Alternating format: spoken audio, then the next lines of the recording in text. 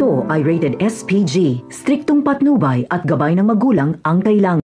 Muli ngang nag-seizure si Marsing. Ora mismo ay kailangan na itong maoperahan dahil mamamatay na ito. Kaya tinawagan si Mokang ng kanyang ina pero hindi ito sumasagot. Kaya iyak na lang ng iyak ang nanay ni Mokang at hindi niya alam kung ano ang gagawin.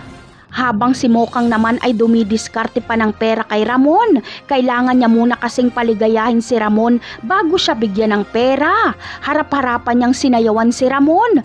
Ngunit ang masama ay kapag mauwi sa wala itong sakripisyo ni Mokang. Dahil uli na ang lahat dahil hindi na siya aabot dahil mamamatay na si Marsing.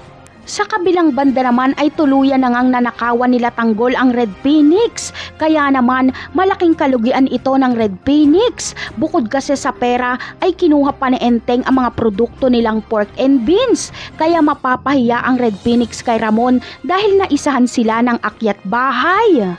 Ngunit ang pangyayaring ito ay magbibigay daan para matagpuan ni Ramon ang kanyang tunay na anak dahil sasabihin ng Red Phoenix kay Ramon na si Tanggol ang nagnakaw ng kanilang pera.